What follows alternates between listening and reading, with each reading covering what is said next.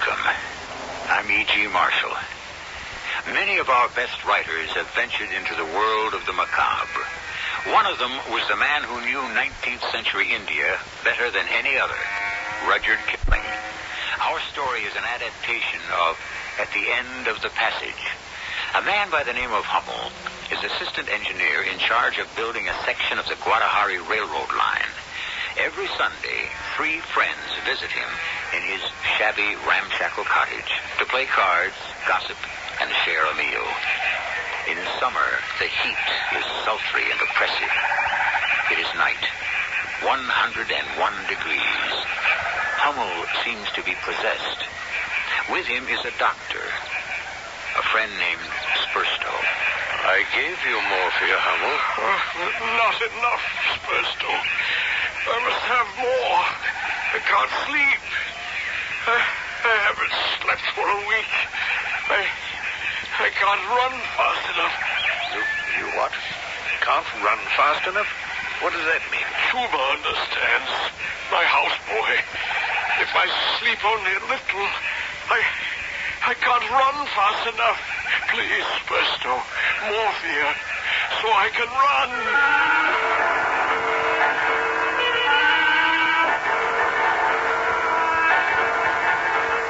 Our mystery story, At the End of the Passage, by Rudyard Kipling, was adapted especially for Mystery Theater by Roy Windsor. It stars John Beale. It is sponsored in part by Contact, the 12-hour cold capsule. I'll be back shortly with Act...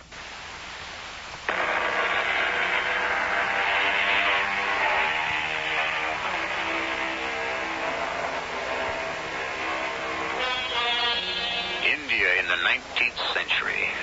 The smell of the bazaars, the rains, the heat of the sun-scorched earth, all seen and recorded unerringly by Kipling, a man born in Bombay and who spoke Hindustani. India then was more a continent than a country. England built roads and railroads under great difficulties. One of the rail lines being built in the northwest was the Guadalajara line. Hummel came out years ago and was assistant engineer of the project. Dr. Spursto was medical chief, endlessly alert to cholera.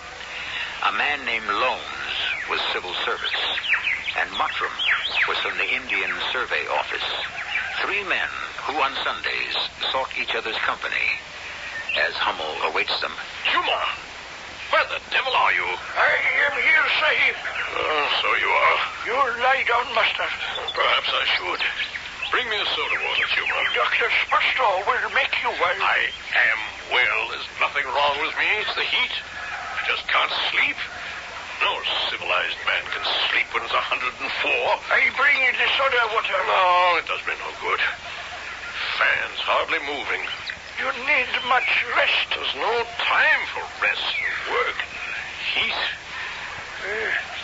Too bad about Sahib Jivans. I'll sit on the veranda and wait for them to ride up. Go about your business. Make certain the dinner is good, or I'll skin you alive. Yes, master.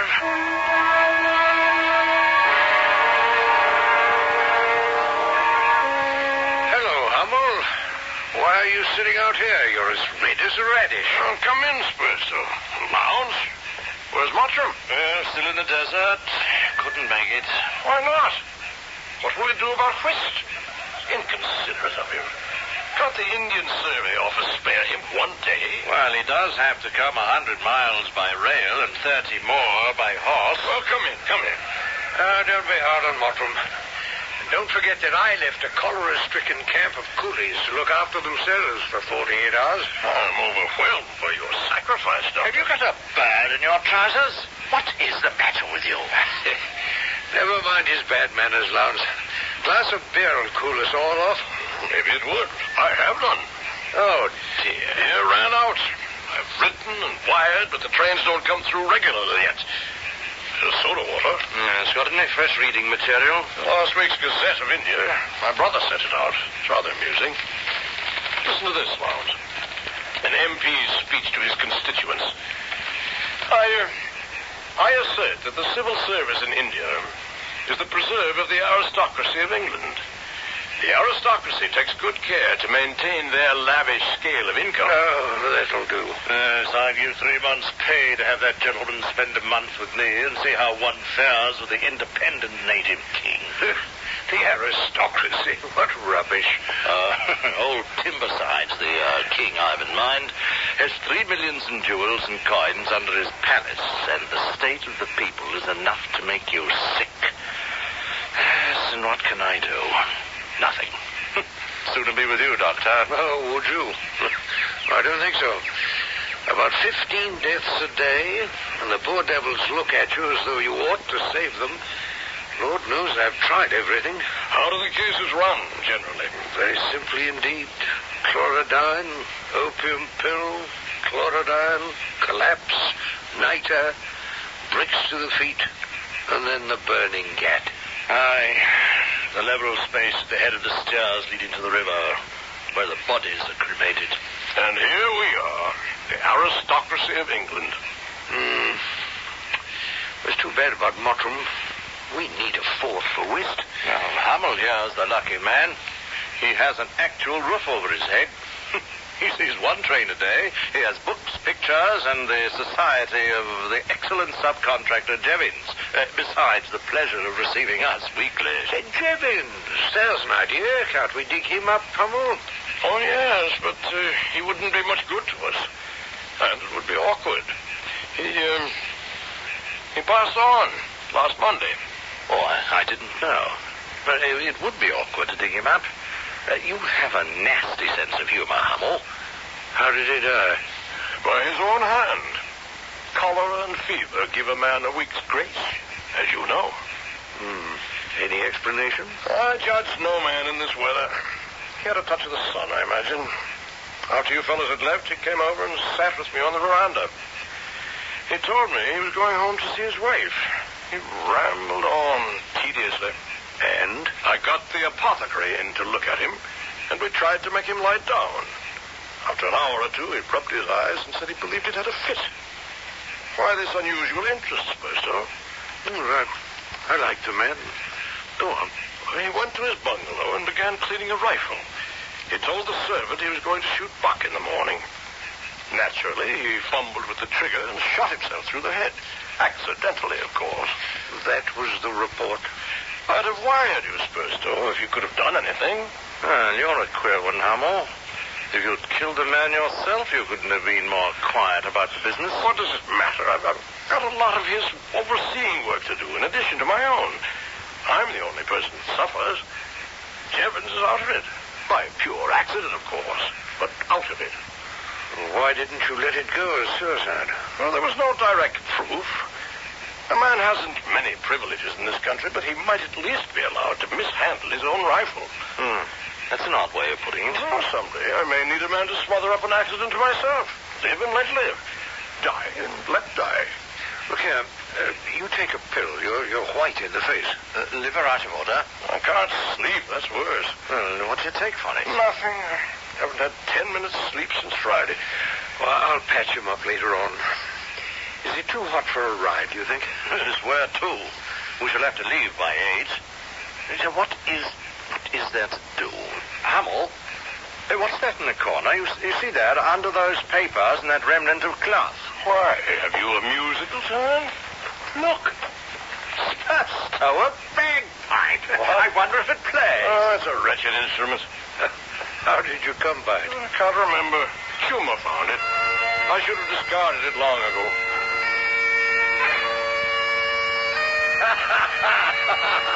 Splendid, Lance. The touch of home. Can you play Glory to Thee, my God, this night for all the blessings of the light? That shows we really feel our blessings. What an old hypocrite you are, Hummel. Oh, leave that hymn alone. It's associated in my mind with the most sacred recollections. Summer evenings in the country, stained glass windows, light going down, and you and she jamming your heads together over one hymn book. Now, that'll do, Hummel. You'll see it when you're 7 fathoms deep in hell.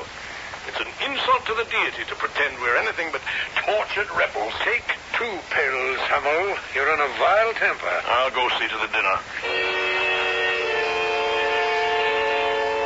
I fear, Master, the goat chops are very tough. Tough? Let me see. Where did you get this meat? Who's responsible for this? You do not hunt for buck. I know that, you fool. I've been ill. Where did you get this execrable piece of hide? I buy from my sister in the village. She raises goats and sells very cheap. This isn't fit for a leopard. You've been cheating on me, Chuma. I ought to give you a lashing. Please, Master, I will return the money. No, Master, no.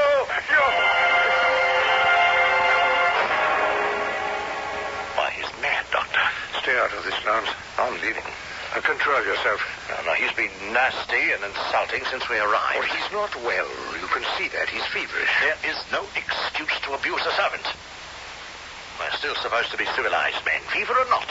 None of us has the right to treat the natives inhumanely.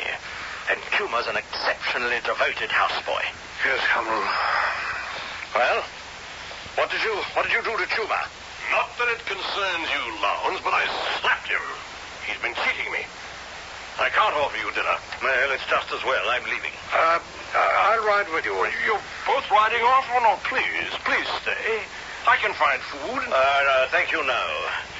Hummel, I don't know what's the matter with you. Heretofore, I've enjoyed my Sunday visits, but not this one. You've been disagreeable and insulting ever since we arrived. Oh, you're too touchy. And you're rude and scant of courtesy. I thank you for your past hospitality. Come along, Spurstow. Spurstow, please. Don't leave me. I'm not well. All right. Oh, thank you. Thank you. I'll see you out, Lance. I feel faint. It's the heat. Come right back, Doctor. I'll certify Hummel for permanent leave. He can't stay here. Well, as you please. Perhaps he'll have an accident. You are angry. Yes, very. You watch yourself.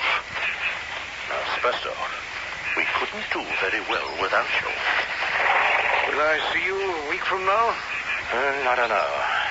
I doubt it. Oh, he'll be different once he's well. I hope you'll reconsider. Well, I may. If I were you, Spurstow, I'd dismantle his gardens. Cheerio. That's very good of you to stay on, Spurstow. Oh. I'll have Chuma make up a bed for you. How do you feel? I feel ill. I can't sleep. Head hot?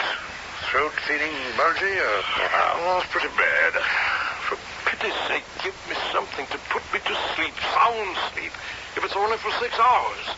I haven't been able to sleep for days. I can't stand it. Poor chap. I'm nearly mad. For a week, I've had to think and spell out every word that's come through my lips. Isn't that enough to drive a man mad? I can't see correctly. I've lost my sense of touch. My skin aches make me sleep. All right. Now, look here.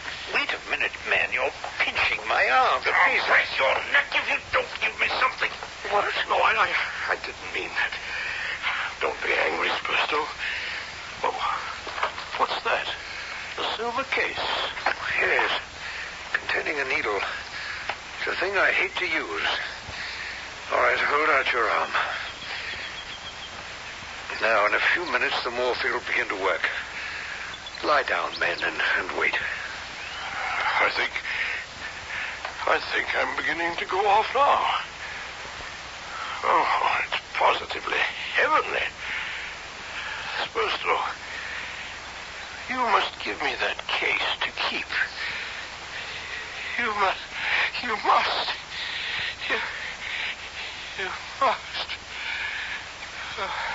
Not on your life. And now, my friend, sleeplessness of your kind is apt to relax the moral fiber in matters of life and death. So I shall just take the liberty of spiking your guns.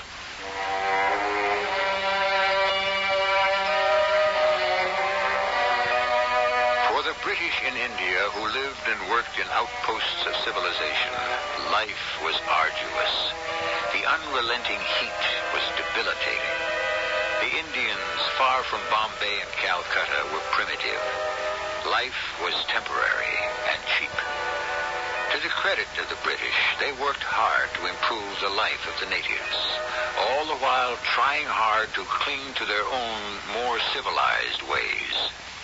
And sometimes they cracked up. I'll return shortly with that.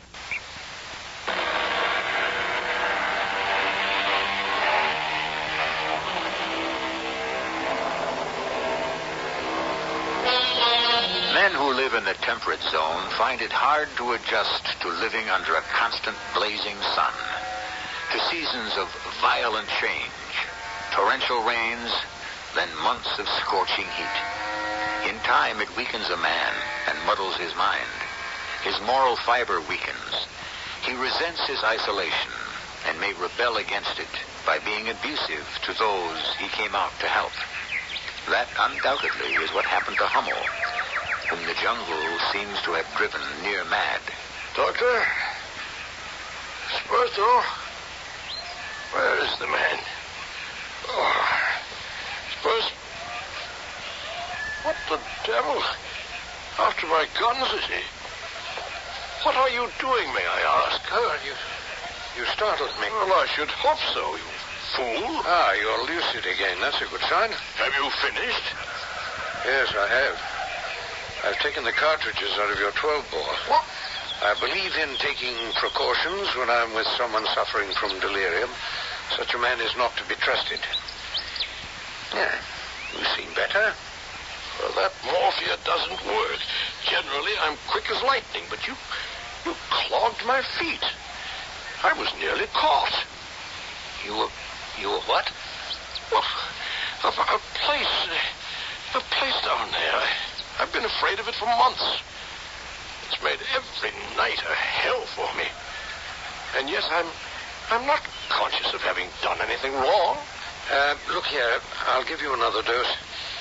We'll stop your nightmares. Now, tell me exactly what your trouble is.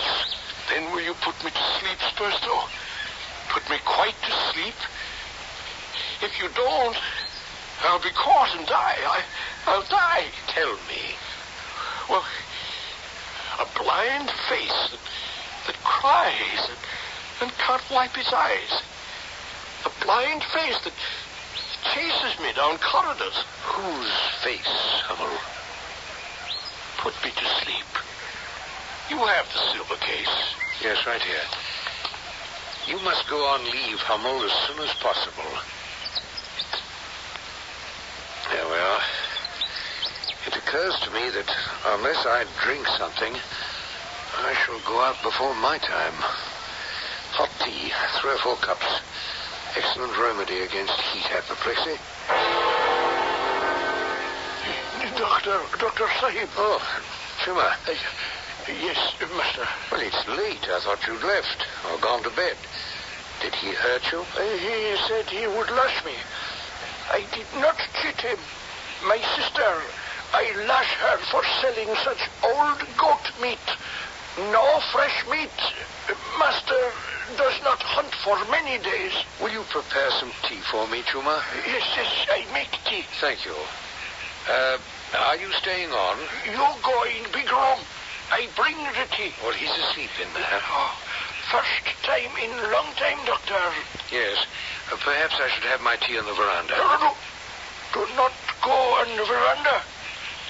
Jackals. Oh, jackals, eh? Yeah. They come around? Oh, yes, master. Many jackals will come. Why do you say that? Because those from dark places are in cottage here. Yes. Well, perhaps you're right. But I shall have my tea in here, if I may. Yes. Water will soon boil. You hear? Jackals. Can you tell me what happened to Master Jevons? He did. Oh, yes, I know. Shot in head. Master say Jevons Sahib clean gun and it shoot him. He very good hunter. So I understand. Who are those from the dark places, Chuma? Evil spirits here in cottage. Maybe I go to sister in village. No one from dark places there.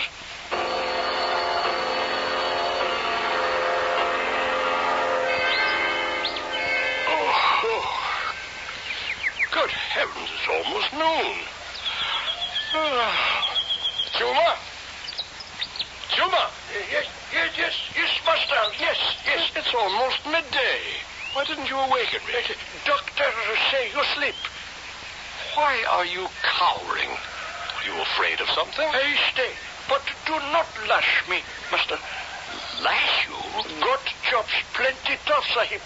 I have no idea what you're talking about. Has the doctor ridden off? Him on the veranda. Not so hot today. Oh, that will be a blessing. Breakfast, Chuma. Yes, master. How are you, Hummel? Oh, good morning, Doctor. Chuma asked me not to lash him. What's that about? Do you know? Yes. You were off the rail last night. Oh, I don't remember. You must have had a touch of the sun. You behaved very badly. Lowndes was unforgiving when he rode off. Oh, I'll apologize when he's here next Sunday. Look here. If I write you a medical certificate, will you apply for leave on the spot? No. Why not? You want it. Oh, it won't be so bad now that you've shown me the way. Morphia is an extreme measure. I can't prescribe it as a regular measure. Oh, I can always wire you if I become desperate. Besides, now that I've got into the way of sleeping, it'll be all right. You wouldn't trust me with your silver case, would you? No. I feel a new man now, thanks to you, Spurster. You're returning to camp now? Well, I must, but I'll try to look you up every other day. Just what did I do last night, Spurster? Oh, it's best forgotten. No, I'd rather know. Well, you were quarrelsome and insulting to us. Including Chuma? The chops were tough and you lost your temper with him and slapped him. You're fortunate he didn't leave. I am not a cruel man, Spurster. Well, any man can be provoked into cruelty, and you were. By that nightmare of yours. You must remember that. I'd much rather forget it. You should. Daylight is an antidote, and so is morphia. And so is sleep. Rely on a good night's sleep. Here's your horse. Come along now. Yeah. Well, goodbye, Hummel. And do stay indoors. The heat's beginning to build up. Heat. This insufferable heat. What in heaven's name is that? Again. I saw it once before when I was suffering from overwork. Chuma? Chuma? Yes, master. Yes. Oh, master, you come out of sun. See it? Look there. Huh? On the veranda. There's nothing there, Sahib. Of course there is. It's a figure of myself. You are on the veranda, Sahib. If this thing slides away from me, all in one piece, like a ghost, I'll know it's only my eyes and stomach that are out of order. But if it walks, then my head is going. I make hot tea plenty quick, master. Help me, Chuma. Yes, we go inside, yes. Yes, it keeps moving away from me. Please, you sit down, master. I make hot tea. It's dissolving like swimming specks in my eyes. The thing walked away. My mind, it's going.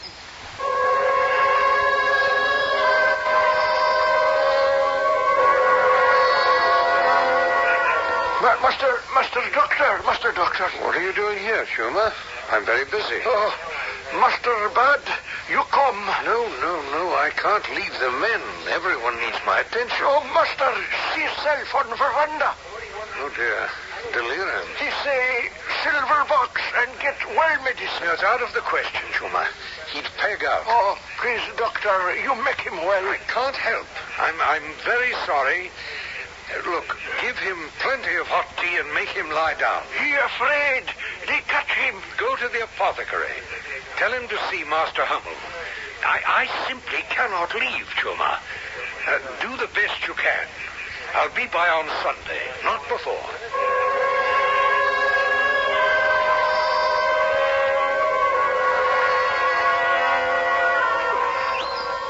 Spurster? only Chuma, master. Oh, where's the doctor? No, he not come. Coolie, sick. Doctor cannot leave. He come, he say, by end of week. I go to apothecary.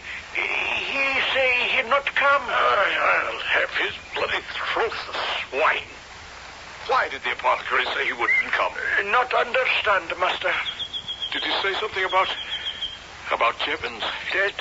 Buried somewhere. I know that. What did he say? Only that Jevons is dead and buried somewhere. What else did he say? Only him dead. He shot himself accidentally. Yes, master. Yes, master. I said, ring your scrawny neck. I make tea and fix up dinner. I don't care what you do. You lie down. Feel lot better, master.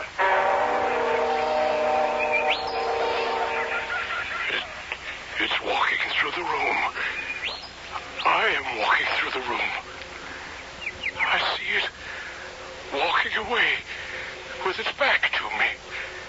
My figure. I see it. And isn't that Lowndes? Lowndes? Jevons, as I recall, was a good man with a rifle. Oh, yes. Quite expert. Does a man who is good with arms accidentally kill himself? Oh, yes. Yes, accidentally.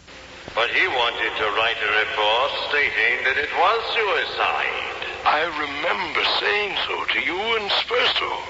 You overruled him? Well, there was no evidence to prove suicide. Did you quarrel with the apothecary? I'm in charge of this section of the railroad line. What you say is law. In a sense, yes. I am the law. You discovered the body? Yes. I and his houseboy. You saw Jevons the week before. He appeared in good health. The onset of fever and cholera can be swift. He suffered from cholera? He was dead. But the symptoms? No determination was made. The apothecary must have had an opinion. You'll have to ask him. There was no autopsy. Out here, that's rare. Men go out like flies. Why are you asking me all these questions, Lowndes? Last Sunday, you acted very strange. I haven't slept for a long time. Yes. That could explain it. It walked through this room. The figure of me. As if I'd stepped out of my body. It walked past me. And then it walked out. Oh, my eyes. Spots darting around in my eyes. Oh, I can't bear it much longer. Spursto, I need you. Chuma! Help me. I come with tea, master. Oh, I come with tea. Chuma, I'm frightened. No, master. You stay out of sun. I can't run fast enough. Mr. Lowndes is chasing me. Tell him not to chase me. Tell him. Yes, master. Yes, I can't run any faster. My feet are heavy. I'm afraid, Chuma. Please, you lie down, master. You sleep. I can't sleep. When I try, it runs after me. Master Lowndes, not here. Not Lowndes? Who said anything about Lowndes? Not Lowndes. There's some thing that chases me. Don't you understand? Yes, master. Yes. Who is it? Do you know? Those from dark places, master.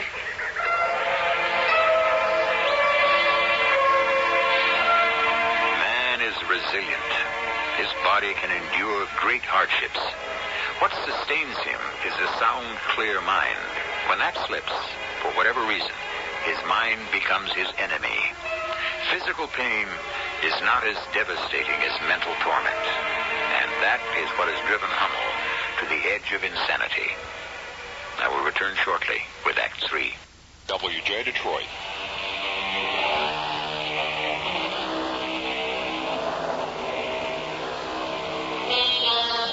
Rudyard Kipling was born in Bombay in 1865. When he returned from school in England, he was 17. and his father, then curator of the museum in Lahore, got him a job as assistant editor of the Civil and Military Gazette. It was during his leisure that he began to write his stories of India. His information was first-hand. Often at night, he said, he would wander till dawn in all manner of odd places, in and about the narrow gullies under the mosque of Wazir Khan. And he met the soldiery. His stories ring true. He knew his subjects. He knew Hummel. The following Sunday, Spurstow reins in his horse and... Lawrence! Pull up. Oh, no, Mottram. He was that he's still stuck out in the desert. Let's pull up for a few minutes, eh? How's like a cigarette? Well, any word about Hummel? No, I was unable to visit him. The coolies were too sick. I didn't think I'd see you today. As I decided the last minute. Any change out here is welcome, even if it means holding my tongue when Hummel is abusive. Quite right, too. Well, it's a change for a day, and it's good for our pent-up frustrations. Oh, yes, I have plenty of those. As a doctor, you can do something for those who are ill. I'm supposed to minister to the body politic. I tell you, it's almost hopeless. Old Timbersides acting up again? Well, yes, it's one miserable intrigue after another. You know, he has absolutely no interest in improving the lot of the natives. Will it ever change? No. Not in my lifetime. I should tackle the king with a light hand, Lowndes. They'll hate you quite enough under any circumstances. It's weary work. I'd sooner be with you, Spurstow. Oh, would you? I don't think so. Oh, really bad week? Oh, very. But I'm happy to see you, truly. Well, we're here, and that's reassuring. As you know, there are very many places in the East where it's not good or kind to let your acquaintances drop out of sight even for one short week. That's really why I decided to ride in. Hummel may be well enough to join us. He's had a week to recover. The apothecary probably fixed him up. Oh, yes, he's a conscientious man. I'd say so, yes. He wanted to certify Jevin's death as suicide. I wonder what really did happen. Well, accidental death is a more dignified way of going out. I'm inclined to believe it's the truth. Jevons wasn't suicidal. No. But, of course, there's another alternative. No, that's imagining. And couldn't be true.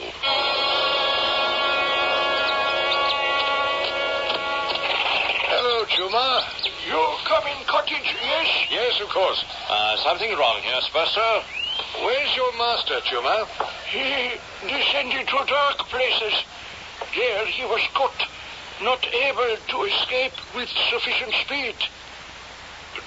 Dead? You come. Yes, I'll have a look at him. He may be just asleep. Master Hummel there on bed. Yes, he's dead. Poor chap. How long, Spurstow? Well, the body's still warm. A few hours. Cholera? No. He had fever and he was being ridden by a nightmare. And it pursued him in the dark places. What kind of nonsense is that? He was afraid to fall asleep. That's about all I can tell you, Lance. That night I spent with him, very trying, by the way.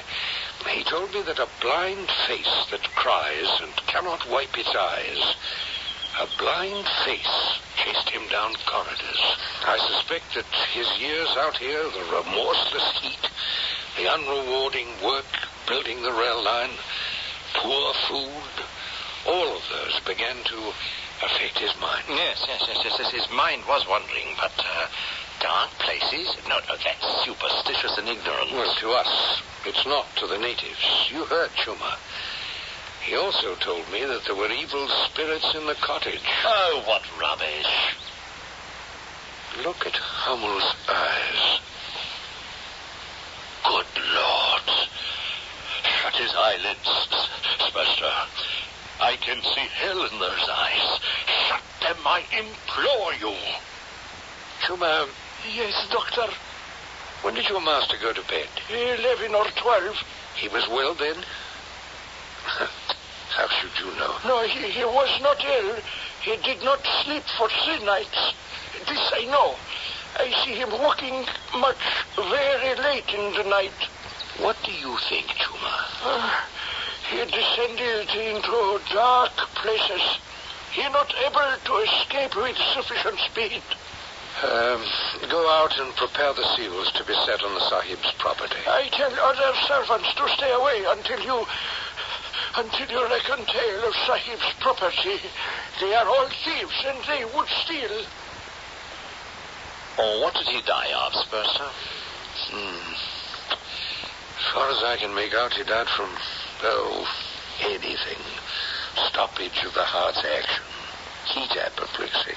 Or some other visitation. Well, he certainly was scared to death. Look at those eyes. I cover up the face.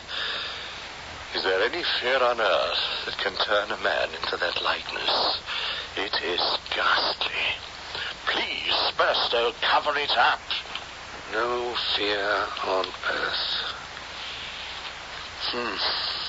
Well, it'll take a half a day to knock together any sort of coffin. Tell the coolies to break ground next to Jevin's grave. Yes, I'll see to it at once. I have set seals on master's property. Good man, Chuma, thank you. Evil spirits, Sahib, have been in cottage. They have gone now. From which I infer that they have made their way into Hummel and will be buried with him. Do you want tea and food, Doctor? You have come a long way. Tea, yes, please. No food. I have no appetite, Chuma. What happens to you? Maybe Sahib, who takes master's place, he will keep me on. Otherwise, I return to my sister in the village. Excuse, please. What is that? Hey? Oh, this, a camera. Yes, it is black box. Yes, it takes pictures. I go to boil water for tea. I think you should go veranda. I serve you there. I really wonder, could I capture that on film? Spurster? Right here, on the veranda. I say you've got Chuma stirred up.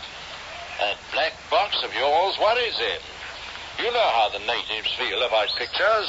Yes, of course, the camera's an instrument of the devil. It imprisons their faces on film and captures their souls. Yes, well, I respect that. Oh, so do I. What's this got to do with the picture I might take of the late Hummel? Well, there's something grisly about it, for one thing, and, Chuma's afraid that the picture would capture the evil ones, and I just don't like it. It isn't in medical science. What isn't? Things in a dead man's eyes. You saw them. Oh, for goodness sake, leave that horror alone. I've seen a native die of pure fright when a tiger chivied him. I know what killed Hummel. Indeed. Well, I'm going to try to see. Tea and a biscuit and some sliced meat, Sahib. That's excellent. Thank you, Chuma. And the doctor? He'll be here directly. Here's with the master. He has black box. Good Lord. That's Hummel's voice. But Hummel's dead. Spurstow!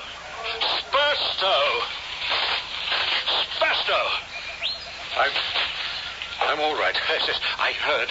Yes. You took a picture. Oh, it was impossible, of course. What will it look like? I destroyed the film. There was nothing to photograph. And you smashed the camera. I didn't.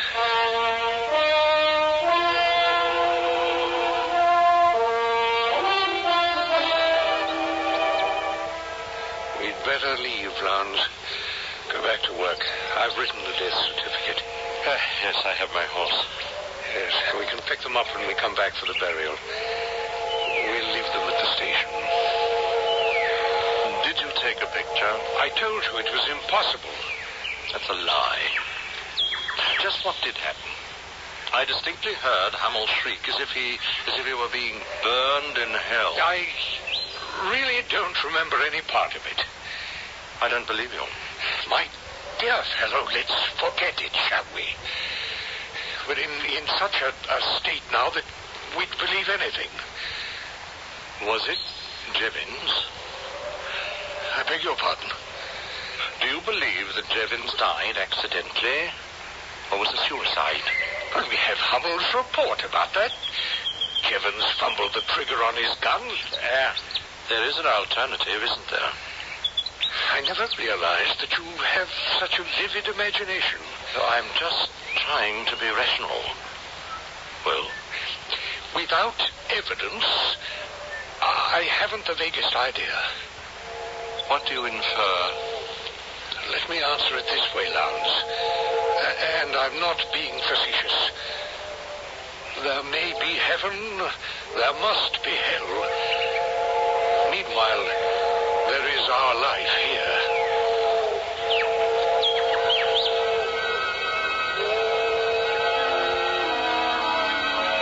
Lowndes had made up his mind. The death of the job contractor Jevons broke Hummel's spirit and mind because Hummel murdered him. But did he? Death was certified as accidental. Was it? No one will ever know. And Kipling leaves it up to us to reach our own conclusion. The one fact we have is that Hummel's deterioration followed soon after Jevons died. That preyed on Hummel's mind. He couldn't sleep. He was pursued by a thing with a blind face, and it caught up with him. I'll be back shortly.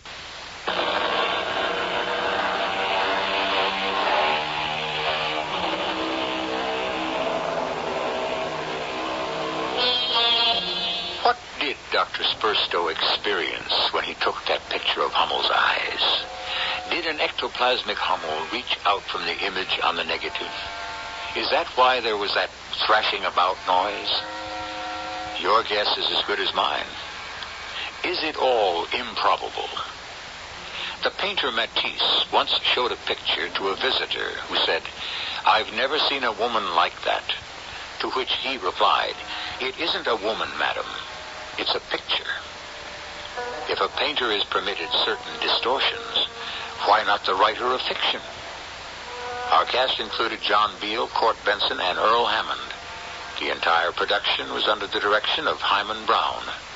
And now, a preview of our next tale. This must have been made by one of the master carvers. And the age of it. 19th dynasty, am I right? Well, the original probably was. This 5'5" statue is a copy? Yeah, from the Edwards collection. Even copies aren't cheap. I don't know what to tell you, Ramsey. It's a physical impossibility for this statue to move. You must have imagined it. I didn't. I tell you, it's physical. You've been listening to the OTR Gold Network. Find more classic radio at otrgold.com.